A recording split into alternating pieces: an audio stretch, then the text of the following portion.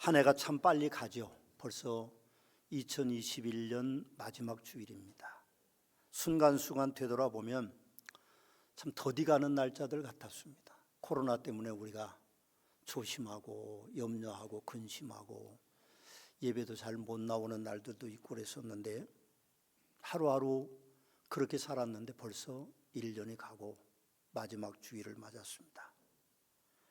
하나님께서 서머나 교회의 표를 무너진 성벽을 재건하자는 표로 시작해 주셨고, 그래서 그 표에 맞게 저는 주일 설교를 느헤미야, 에스라, 학개, 스가랴 그렇게 살펴보므로 은혜를 받아왔습니다. 한 해 동안 제 설교를 잘 들어주시고 개인이 무너진 성벽을 재건하기 위해 몸부림쳤던 분들께 특별히 감사의 말씀을 드립니다. 사실 여러 가지 이유로 교회에 나오지 못하는 분들이 지금도 많이 있습니다. 직장 때문에 그런 문제들이 있을 수 있고, 정부의 시책 속에 또 어떤 압력도 있고, 개인의 건강 문제도 있고, 또 자녀들이 교회를 가지 못하도록 하는 그런 분들도 많이 있습니다. 그러나 SNS로 한 해 동안 함께 예배했던 분들께 특별히 감사를 드립니다. 저의 경험으로 보건대 분명히 하나님께서는 뿌린 대로 거두시게 하시는 분이시기 때문에 여러분들이 그렇게 위험을 무릅쓰고 하나님 전에 와서 예배 드리고 SNS로 예배 드린 그 삶의 현장 속에 하나님께서는 선한 것들로 갚아주실 것이라고 저는 그렇게 믿습니다. 올 한 해를 되돌아보면 참 많은 일들이 있었습니다. 예년 같으면 벌써 세계 10대 사건들이 나오고 대한민국의 10대 사건들이 관심을 끌는 그런 시기였을 텐데, 금년은 팬데믹 이제 코로나 문제들 때문에 그 모든 사건들이 다 묻혀버리고 말았습니다. 그래도 참 많은 사건들이 되돌아보면 있었습니다. 세계적인 기후변화로 인해서 재앙들이 어느 해보다도 많았습니다. 폭풍이 일어났고, 그리고 지진이 있었고, 화산이 많이 폭발했고, 가뭄이 있었고, 그래서 난민들이 많이 생기고, 연말쯤에는 인플레이션 영향이 온 세계 경제를 덮고 있는 아픔들이 있습니다. 우리도 시장 바구니를 들고 나가보면 터무니없는 물가의 폭등으로 안타까워하고 있습니다. 물론 정치적인 사건들로 세계가 시끄러웠습니다. 아프가니스탄 사태가 미군 철수로 인해서 만들어졌고, 미얀마에 이제 군정이 다시 쿠데타를 일으켜서 정권 잡음으로 지금도 수많은 미얀마 사람들이 생명을 잃습니다. 우리 교회 출신 최필선 선교사님이 이 위급한 상황에 27일 날 이제 미얀마로 출국하셨습니다. 제가 걱정하고 염려하는 것으로 그치지 않고 여러분들이 많이 기도해 주셔서 미얀마의 어려움 속에도 잘 사역할 수 있도록 여러분들이 기도해 주시기 바랍니다. 또 우크라이나 사태가 지금 벌어지고 있습니다. 사실 이 모든 것들이 다 경제 부국들의 강대국들의 싸움 속에서 이루어지는 것들이기 때문에 우리는 반도체 파동도 겪고 있고, 수출의 불균형으로 난민과 죽어가는 아사된 사람들이 어느 해보다도 많은 것을 뉴스를 통해서 접합니다. 우리 집사람이 어제 그랬습니다. 뉴스를 보면서 그래도 우리나라는 잘 사는 거네요, 그렇게 이야기해서 우리가 잘 산다고 행복하게 느끼기보다는 어렵고 힘든 사람들을 위한 관심이 우리에겐 더 있어야 되지 않을까, 그런 생각이 듭니다. 우리 행복하죠. 조금 어려움이 있어도 대한민국 백성들은 그래도 다른 나라에 비하면, 심지어는 미국에 비해도 중국에 비해도 우리나라 백성들은 잘 살고 있는 것입니다. 참 많은 일이 있으셨죠, 한 해 동안. 많은 일들 중에는 좋은 일도 물론 있었겠지만 나쁜 일도 많았으리라고 저는 그렇게 믿고 싶습니다. 혹시 나쁜 일로 어려우셨다면 왜 나만 겪는 아픔이냐고 슬퍼하지 마시고, 일의 실패로 때늦은 후에 곧 만사지탄의 늪에 빠지지는 마시고요, 이제는 이 일들이 솔로몬 왕의 전해준 명언처럼 이 또한 지나가리라 하는 그런 이제 시간 속에 여러분들이 다 묻어두시고, 새로운 해가 반드시 올 거니까 그 새로운 후에 우리가 과거에 매이지 마시고 새로운 희망과 새로운 열정으로 시작하는 아름다운 성도들이 되시기를 주님의 이름으로 축원합니다. 서문화교회도 한 해 동안 여러 가지 일들이 있었습니다. 오늘 요 예배에 우리가 2021년 사무처리회를 열게 되는데 코로나 때문에 길게 하지 못하고 우리가 목회계획과 또 목회 원력, 인선 명단과 재정 결산과 예산을 보고 그런 형식으로만 간단하게 진행되겠지만 그 안에는 서머나 교회의 여러 가지 일들과 또 새로운 소망들이 담겨져 있는 것을 우리가 보게 될 것입니다. 저는 서머나 교회 목사로서 어려웠던 한 해를 보내면서 하나님께 모든 날들에 대하여 감사하는 마음을 가지고 있습니다. 그게 최선의 방법이겠죠. 여러분 모두도 감사하는 마음을 가지고 한 해를 보내시는 복된 분들이 되시기를 주님의 이름으로 부탁의 말씀을 드립니다. 금년 한 해 우리 모두는 나름대로 열심히 살았습니다. 물론 모든 일들에 성공을 거둔 것은 아니죠. 성공하지 못한 일들도 있습니다.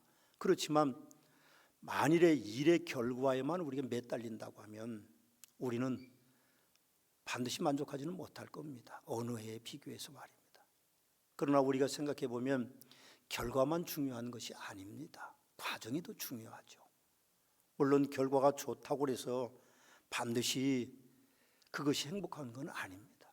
불의한 방법으로 착취해서 얻은 어떤 성공, 또 불의한 방법으로 어떤 머리를 써서 얻은 성공은 불행한 날들이 이어질 것이기 때문에 우리는 그냥 한 해 동안 열심히 살았기 때문에 그 과정들이 아름다웠기 때문에 우리는 만족하고 이후의 날들이 성공할 것이다. 그렇게 우리는 믿고 살아가야 될 것입니다. 이렇게 많은 일들이 우리에게 다시 왔다가 그리고 다시 지나가고 새로운 일들이 우리에게 올 텐데 저는 그렇게 믿습니다. 이 모든 것이 하나님이 행하시는 일이다. 그래서 우리가 살아있는 동안에 하나님께 오직 감사하는 마음을 가지고 산다면 하나님께서 우리의 삶의 주인이 되시어서 너는 내 것이라고 하셨으니까 내가 물 가운데 다닐지라도 불 가운데 다닐지라도 물이 너를 침몰치 못할 것이고 불이 너를 사르지도 못할 것이라고 하는 그 말씀이 우리의 삶에 그대로 적용되는 축복이 있으리라고 저는 그렇게 믿습니다. 여러분 한 해 동안 감사를 품고 살아온 설교자 배 목사는 오늘 마지막 주일의 설교를 여호와는 천하의 만국의 왕이시다 하는 말씀으로 마지막 마무리를 하려고 합니다. 스가랴 선지자는 여호와께서 천하의 왕이시라고 우리에게 전하고 있습니다.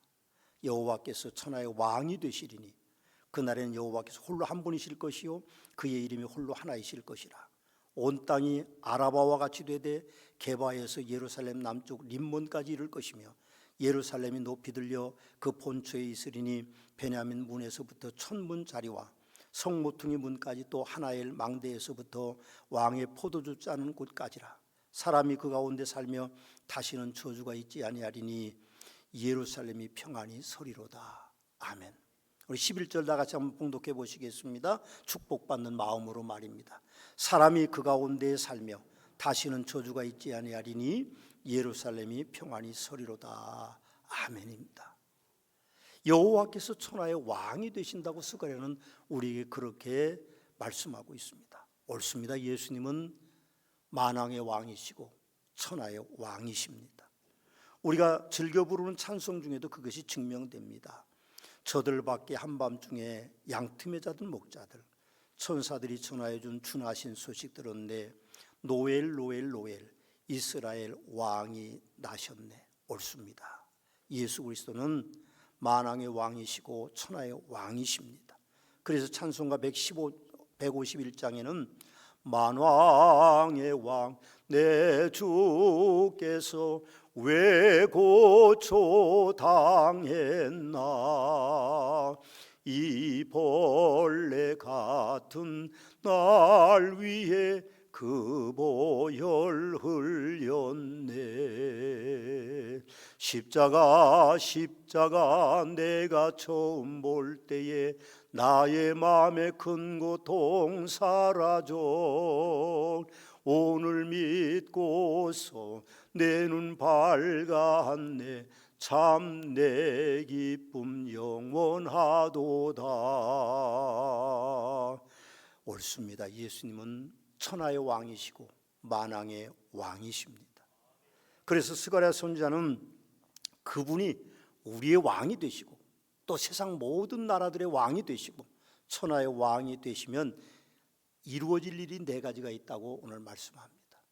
오늘 9절 말씀을 보시면 여호와께서 천하의 왕이 되시리니 그날에는 여호와께서 홀로 한 분이실 것이요 그 이름이 홀로 하나이실 것이다. 그렇게 말씀합니다. 여러분, 하나님께서 모세를 부르셨습니다. 광야의 미디안과의 40년 동안 양치기로 있는 모세를 불렀어요. 내 백성을 구원하라. 모세는 거절했습니다. 심지어는 나는 말을 못하는 사람이라고 말했고 나는 능력이 없다고, 나는 이제 늙었다고 말했는데도 하나님이 그를 부르셨습니다. 하나님이 기적을 보여주셨죠.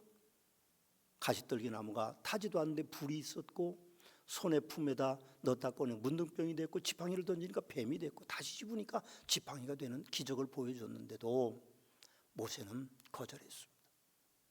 결국 하나님 앞에 순복하고 그렇게 민족의 해방자로 나설 때 모세가 걱정하는 그거였습니다. 가서 누가 나한테 그렇게 얘기했다고 말합니까? 그랬더니 하나님 뭐라고 그랬습니까? 나는 스스로 있는 자다. 여호와라. 그렇게 전하라고 그랬습니다. 여러분, 그분은 홀로 한 분이신 분이십니다. 세상이 생기기 전부터 그분은 홀로 한 분이신 하나님이셨다는 것을 오늘 우리에게 말씀하고 있습니다. 그래서 그의 이름이 홀로 하나일 것이다. 그렇게 말씀합니다. 우리가 천하의 왕, 만왕의 왕을 우리가 믿는다면 이 세상이 생기기 전부터 홀로 계셨던 그분께서 우리의 주인이 되신다는 축복이 우리에게 선포되고 있는 것입니다. 여러분, 인생에 좋은 사람을 만나는 것도 축복입니다. 하물며 우리들 인생에 하나님을 만나니 그 축복이 엄청나다고 저는 믿습니다. 여러분, 하나님께서 나를 푸른 풀밭에 누이시는 분이십니다. 쉴만한 물가로 인도해 주시는 분이시고 내 영혼을 소생시킬 수 있는 분이시고 그렇게 해주시는 분이시고 의의 길로 인도해 주시는 분이십니다. 그리고 혹시 내가 실수해서 사망의 음침한 골짜기로 다닐 때라도 나와 함께 하시는 분이시고 내 원수의 목전에서 내게 상을 차려주시고 기름을 내 머리에 부으시는 분이시고 내 잔이 넘치게 복을 주시는 분이 곧 홀로 하나이신 하나님이시라고 오늘 우리에게 그렇게 스가랴 선지자는 말씀하고 있습니다. 하나님은 우리 하나님이십니다. 만왕의 왕이시고 천하의 왕이신 분이 나의 주인이 되시는 것입니다. 그러니 얼마나 우리가 행복하게 살아갈 수 있겠습니까? 두 번째로 여호와께서 천하의 왕이 되셔서 이루어질 일이 10절 상반절에 기록되어 있는데 이렇게 되어 있습니다. 온 땅이 아라바같이 되되 게바에서 예루살렘 남쪽 림몬까지 이룰 것이며 그렇게 말씀합니다. 여기 아라바라고 하는 표현은요, 황무지 평원을 가르칩니다. 황량한 땅을 말하는 거죠. 그런데 게바에서 예루살렘 림몬까지 북쪽 국경에서부터 남쪽 국경까지 그렇게 그야말로 온 땅이 다 평평해질 것이다. 아라바같이 된다. 그렇게 말씀합니다. 그럼 생각해 보십시오. 스가랴 선지자는 온 땅이 평평해질 것이라는 말씀을 본문 이전인 4절에서 8절에도 하고 계십니다. 말씀을 우리 가서 보시면 그날에 그 발이 예루살렘 앞 곧 동쪽 감람산에 서실 것이요 감람산은 그 한가운데 동서로 갈려져 매우 큰 골짜기가 돼서 산 절반은 북쪽으로 절반은 남으로 옮기고 그 산의 골짜기는 아셀까지 이를지라. 너희가 이 산 골짜기로 도망하되 유다 왕 우시야 때의 지진을 피하여 도망하였던 것 같이 하리라. 나의 하나님 여호와께서 임하실 것이요 모든 거룩한 자들이 주와 함께 하리라. 축복이죠. 그날에는 빛이 없겠고 광명한 것들이 떠날 것이라. 여호와께서 아시는 한 날이 있으리니 낮도 아니고 밤도 아니라 어두워 갈 때에 빛이 있으리로다. 그날에 생수가 예루살렘에서 솟아나서 절반은 동해로 절반은 서해로 흐를 것이라. 여름에도 겨울에도 그리하리라. 그렇게 말씀하고 있습니다. 이 말씀은 예수님의 재림의 사건을 기록한 것이기도 한 것입니다. 여러분, 이것이 이스라엘 땅의 축복을 선언하는 것이죠. 여러분, 오늘 예루살렘 성 동쪽 문은요, 오늘날 예루살렘에 가보시면 큰 돌들로 다 막아져 있습니다. 동서남북에 예루살렘 성에 문이 있는데 남쪽, 북쪽, 서쪽은 문이 다 열려 있고 필요할 때 개방합니다. 필요할 때 닫고요. 그런데 동쪽만 완전히 돌로 막아져 있습니다. 아직까지도 돌로 막아져 있습니다. 유대인들의 생각에는요, 메시아가 오시면 그 동쪽 문이 열릴 것이라고 믿기 때문에 그 문을 열지 않습니다. 그런데 주님이 다시 오실 때에 오늘 그 문이 열리리라고 그렇게 말씀하고 있는 것입니다. 그래서 예루살렘 앞 곧 동쪽 감람산에 서실 그분, 곧 메시아 그분께서 오시는 그날, 그것이 하나님의 놀라운 축복이 될 것이라고 이야기합니다. 진정한 이스라엘의 평화는 예수님이 오실 때 이루어지는 것입니다. 이 땅의 모든 평안도 마찬가지입니다. 메시아 예수 그리스도께서 이 땅에 다시 오실 때에 이 땅에 진정한 평화와 안녕이 있을 것이다. 그러기 전에는 이 땅에 평화와 안녕이 있을 수가 없습니다. 세상에 언제 잠잠할 때가 있었습니까?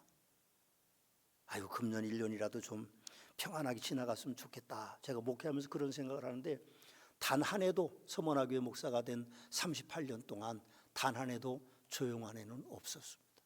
무슨 일이 터져도 터지고 마음 아픈 일이 생기고 안타까운 일이 생기고 문제 해결할 수 없는 일들이 생겨서 어려웠던 날들이 있었던 것처럼 금년에도 마찬가지입니다. 그러나 아라바와 같이 평평하게 하는 하나님의 축복이 예수 그리스도 오심으로 홀로 하나이신 그 하나님이 함께 하실 때에 그런 일들이 이루어진다고 그렇게 말씀하기 때문에 저는 그날을 기다리면서 오늘도 참고 금년도 참고 내년도 참고 그렇게 살아갈 것입니다. 여러분들도 주님이 오시는 그날까지 길이 참으셔서 주님이 오실 때 잘했다고 칭찬받는 복된 성도들이 되시기를 주님의 이름으로 축원합니다. 세 번째의 축복은요, 천하의 왕이 되셔서 10절 하반절 말씀에 이렇게 되어 있습니다. 예루살렘이 높이 들려 그 본처에 있으리니 베냐민 문에서부터 천문자리와 성모퉁이 문까지 다 또 하나엘 망대에서부터 왕의 포도주 짜는 곳이라 그렇게 이야기합니다. 예루살렘이 높이 들려서 그 본처에 본 곳에 있게 될 것이라고 말합니다. 지금 그들은 어렵습니다. 아수르에 망했고 바벨론에 망했고 또 지금 그들은 이제 바사 제국의 속국으로 살아가고 있어요. 자유가 없습니다. 이후엔 로마의 속국으로 살아가게 될 것입니다. 그런데도 그 예루살렘이 그 본처의 높은 곳에 높이 들리는 날이 주님이 오심으로 말미암아 만왕의 왕이시고 천하의 왕이 그렇게 세워주시겠다고 약속하고 계시는 것입니다. 이는 국가의 위상이 높아진다는 것입니다. 본문 이전에 2절의 말씀에 보면 그렇게 되어 있습니다. 예루살렘 성읍이 함락되고 가옥이 약탈되며 부녀가 욕을 당하며 성읍 백성이 절반이나 사로잡혀 가려니와 그랬습니다. 완전히 나라가 망한다는 이야기죠. 그렇게 살육을 당하고 욕이 되고 그렇게 예언했는데 오늘 하나님께서 뭐라고 그럽니까? 예루살렘이 높이 들려 본처에 있으리니 베냐민 문에서부터 천문자리와 성모퉁이 문까지 또 하나엘 망대에서부터 왕의 포도주 짜는 곳까지 이루어질 것이라고 말합니다. 그건 이스라엘 회복을 예언하고 있는 것입니다. 성지순례를 가서 보았습니다. 참 이스라엘은요 천국과 같은 곳입니다. 그 근처의 나라들 뭐 이집트나 레바논이나 또 뭐 북쪽에 있는 그런 나라들 쭉 보면요 엄청 가난한 나라입니다. 황무지에서 삽니다. 우리 교인 중에 이제 둘째 아들이 이집트에 지금 파병 가서 훈련시키는 교관으로 간 분이 있습니다. 그래서 제가 기도 많이 하십시오. 그 땅은 언제 무슨 일이 일어날지 모릅니다. 기도 많이 하십시오. 그렇게 부탁을 했습니다. 엊그저께 통화하면서 아들이 잘 있습니까? 그랬더니 잘 지낸다는 이야기만 하고 자세한 얘기는 못하게 되어 있는 것 같습니다. 그랬습니다. 여러분 이스라엘은요 멋있는 나라입니다. 그 황무지 땅이요 오아시스를 만들어서 숲이 가득하고 공장들이 많고 도시들이 세워지고 그렇습니다.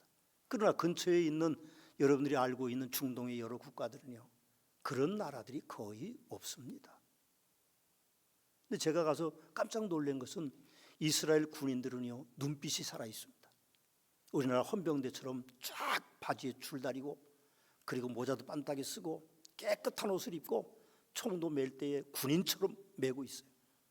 그런데 이집트 국경에 있는 이집트 군대는요 군인인지 어디 노동자인지 모를 정도로 해이해져 가지고 단추도 그냥 잠그지도 않고 총도 거꾸로 맸는지 바로 맸는지 모르고 모자도 삐딱하게 쓰고 남루한 옷을 입고 완전히 해이해져 있습니다.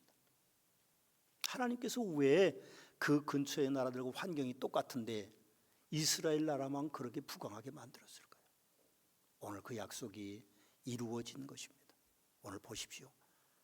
예루살렘이 높이 들려 그 본처에 있으리니, 그것이 하나님의 예언한 역사들이 그 땅에서 이루어지고 있는 것을 우리는 봅니다. 네 번째 축복은요, 오늘 보니까 오늘 11절을 보십시오. 사람이 그 가운데 살며 다시는 저주가 있지 아니하리니 예루살렘이 평안히 서리로다 그랬습니다. 우리가 함께 마지막 절 봉독해 본 말씀이죠. 사람이 그 가운데 살며 다시는 저주가 있지 아니하리니 예루살렘이 평안히 서리로다. 아멘입니다. 구약시대의 최고 두려운 일은요, 하나님의 영광이 떠났다는 말이라고 합니다. 그것을 히브리어는 이가봇이라고 한다고 합니다. 하나님의 영광이 떠나요. 그것이 제일 두려운 일입니다. 오늘날 우리에게도 마찬가지입니다. 하나님의 영광이 떠났다는 것은요, 스가랴 14장 1, 2절에 보면 여호와의 날에 이루어질 일들에 대한 이야기를 하는데 그렇게 되어 있습니다. 여호와의 날이 이르리라. 그날에 내 재물이 약탈되어 내 가운데서 나누이리라. 내가 이방 나라들을 모아 예루살렘과 싸우게 하리니 성읍이 함락되고 가옥이 약탈되며 부녀가 욕을 당하며 성읍 백성이 절반이나 사로잡혀 가려니와 남은 백성은 성읍에서 끊어지지 아니하실 것이다. 그렇게 말씀하고 있습니다. 그것이 하나님께서 스가랴 선지자를 통하여서 우리에게 말씀하는 것입니다. 저주가 없다, 재앙이 없다, 예루살렘이 평안히 서리로다 하는 축복이 그곳에 나타나고 있는 것입니다. 왜 하나님께서 하나님의 선민으로 선택한 이스라엘 백성들에게 고난을 허락하시는 것일까요? 그냥 잘 나가도록 하면 될 텐데 왜 그럴까요? 나라의 이런 역사가 2000년 동안 계속됐습니다. 지금도 시시때때로 그들은 폭격을 당하고 죽임을 당하고 테러를 당하고 그렇게 그 나라는 어려움을 겪습니다. 왜 하나님이 그렇게 하실까요? 그것은 재앙이 아닙니다. 징계죠. 여러분, 재앙과 징계는 전혀 다른 의미를 가지고 있습니다. 잘못된 그들의 삶을 고치기 위해서 하나님은 마음 아파하시면서도 그들에게 징계를 내리시는 것이요, 책망하는 것입니다. 이사야 선지자는 하나님의 그 마음을 이렇게 표현합니다. 악인은 그 얘기를 불의한 자는 그의 생각을 버리고 여호와께로 돌아오라. 그리하면 그가 긍휼히 여기시리라. 우리 하나님께로 돌아오라. 그가 너그럽게 용서하리라. 이는 내 생각이 너희 생각과 다르며 내 일은 너희의 길과 다름이니라. 여호와의 말씀이니라 하고 그렇게 말씀합니다. 하나님은요, 재앙을 주시는 것이 아닙니다. 징계를 주셔서 다시 돌아오도록 하시는 것입니다. 그것이 아주 어려운 지경에 이를 수도 있어요. 이사야 6장 13절에는 그렇게 말합니다. 그 중에 10분의 1이 아직 남아있을지라도 이것도 황폐하게 될 것이나 밤나무와 상수리나무가 배임을 당하여도 그 그루터기 남아있는 것 같이 거룩한 씨가 그 땅의 그루터기니라. 그렇게 말씀합니다. 그들에게 당하는 재앙이 엄청 크죠. 그러나 하나님은 그루터기를 남기셔서 그 백성들을 평안한 길로 이끌어 가시겠다고 오늘 11절에 그렇게 말씀하고 계시는 것입니다. 상상할 수도 없는 일이죠. 여러분, 상상하기조차도 싫은 일입니다. 우리에게 빗대어 보면요, 서머나 교회 위에 하나님의 영광이 떠났다고 봅시다. 또 여러분들의 사무에 하나님의 영광이 떠났다고 봅시다. 그러면요, 그게 얼마나 무서운 일입니까? 만약 서머나 교회가 하나님의 영광이 떠났다면 아무리 많은 성도들이 모여도요, 사람 냄새만 나면 그게 사람들의 모임이지 교회가 아닙니다. 여러분들에게서 하나님의 영광이 떠났다고 하면 여러분들은 하나님의 백성이 아닙니다. 세상 백성들과 똑같은 사람들입니다. 그게 얼마나 무서운 일입니까? 그런데도 어떤 성도님들은 아직도 예배의 기본 요소인 예배와 교육과 교제와 전도와 봉사를 등한히 여기고 사회생활에만 열중하는 분들이 계세요. 얼마나 사시겠습니까? 얼마나 멋있게 살아가시겠습니까? 여러분, 우리는 교회에 들어오셔서 교회를 우선으로 섬겨야 됩니다. 아멘입니다. 그래야만 하나님께서 우리의 남은 삶도 축복을 허락해 주실 것입니다. 스가랴 선지자가요, 참 감사하게도 마지막 12절에서 21절 말씀에는요, 천하의 왕 되시는 여호와께서 그 백성들에게 주실 세 가지의 축복을 말씀하고 스가랴서를 마칩니다. 저도 그렇게 말씀을 선포하고 마치려고 하는데 그 첫 번째 축복은 원수들을 물려쳐 주실 것이라고 말합니다. 저는 이게 가장 그 백성들에게요, 감사한 일일 거라고 생각합니다. 아직 이루어지지 않았지만 그들은 지금 아수르에게 멸망당하고 바벨론에게 멸망당하고 그들은 지금 바사 제국의 통치를 받고 있고 조금 후에는요 로마에게 멸망할 것입니다. 그런데 하나님께서는 뭐라고 말씀하십니까? 12절 13절을 보십시오. 예루살렘을 친 모든 백성에게, 예루살렘을 친 모든 백성입니다. 아수르, 바벨론, 그리고 바사, 로마, 심지어는 애굽 백성들에게까지 내리실 재앙이 이러하니 곧 섰을 때에 그들의 살이 썩으며, 무섭습니다. 하나님께서 그 원수들을 제거해 주시는데 그들이 살이 썩을 거라고 합니다. 그들의 눈동자가 눈구멍 속에서 썩을 거라고 합니다. 그들의 혀가 입속에서 썩을 것이라고 말합니다. 무서운 재앙이 그들의 원수에게 내리겠다고 말씀이 기록되어 있습니다. 그날에 여호와께서 그들을 크게 요란하게 하시리니 피차 손으로 붙잡으며 피차 손을 들어 칠 것이라고 말합니다. 원수들이 자기네끼리 싸워서 죽고 서로 해야겠다는 말입니다. 하나님께서 미래에 이스라엘 백성들을 회복시키시고 그들의 원수들을 물리쳐 주신다는 말씀을 그렇게 무서운 말씀을 하고 계세요. 제가 성경을 깜짝 놀랐습니다. 하나님이 그렇게 무섭게 말씀하신 적이 없습니다. 눈동자가 그 눈 안에 썩을 것이고 그리고 그들의 살이 썩을 것이고 그 혀가 입속에서 썩을 것이라는 그 표현이 얼마나 무섭습니까? 하나님께서 원수들의 나라를 그렇게 해하시겠다고 말씀합니다. 다 무너졌죠? 그들 나라는 다 무너졌습니다. 이스라엘은 지금도 남아 있습니다. 두 번째 축복은 이스라엘이 부강해질 것이라고 말합니다. 14절 보니까 유다도 예루살렘에 싸우리니 이때 사방에 있는 이방 나라들의 보화 곧 금, 은과 의복이 심히 많이 모여질 것이요, 그렇게 말합니다. 지금 이스라엘은요 그 근동에 있는 모든 나라들보다 절대 강국이고 절대 부국입니다. 엄청납니다. 세계에 몇 번째 안 가는 부자고 전 세계의 유대인들이 차지하고 있는 그런 부의 축적의 가치가 30%가 넘는다고 합니다. 어떻게 하나님이 그렇게 하셨을까요? 예언된 것입니다. 예루살렘에서 싸우리니 이때 사방에 있는 이방 나라들의 보화 곧 금, 은과 의복이 심히 많아질 것이다 하고 하나님이 축복을 예언한 것이 그대로 이루어지고 있습니다. 세 번째 축복은 복음의 시대가 온다는 것입니다. 16절에서 21절 말씀인데 16절만 함께 보시겠습니다. 예루살렘을 치러 왔던 이방 나라들 중에 남은 자가 해마다 올라와서 그 왕 만군의 여호와께 경배하며 초막절을 지킬 것이다, 그렇게 말씀합니다. 여러분, 하나님께서 제정하신 여러 절기들 중에 초막절은요 연말과 연초에 지키는 그런 절기로서 한 해 동안 모든 것을 다 거두어 드리는 위에 그 해의 마지막에 드리는 절기입니다. 오늘 우리가 마지막 주일을 지키는 것과 똑같습니다. 그 수장절에 그 초막절에 하나님께서 이제 이방 나라들도 와서 지킬 것이라고 말합니다. 그건 무슨 의미가 있습니까? 복음의 시대가 온다는 것입니다. 하나님 제정하신 그 초막절에 이방 사람들이 지킨다는 것은 결국 온 세상 사람들이 하나님께로 돌아온다는 것입니다. 지금 보십시오. 예수 그리스도 이름이 온 세계에 퍼져 있습니다. 크리스마스의 의미도 모르는 사람들까지, 심지어는 절이나 다른 이제 어떤 종교단체까지 크리스마스 추리가 걸리는 것은 하나님의 뜻입니다. 그게 하나님께서 원하시는 일입니다. 그런 시대가 이미 우리에게 와 있습니다. 주님이 오실 날이 얼마 남지 않았다는 것이죠. 여러분, 2021년 세상이 아무리 소란했어도 역사의 주인이 누구십니까? 하나님이십니다. 돌이켜보면 하나님이 나의 인생의 주인이셨어요. 그렇다면 새로운 한 해도 그분은 여전히 우리의 주인이실 것입니다. 그분이 우리와 함께 하실 때 오늘 우리가 하나님이 주시는 이 스가랴의 축복이 우리의 축복이 되는 아름다운 복이 있게 되시기를 주님의 이름으로 축원합니다.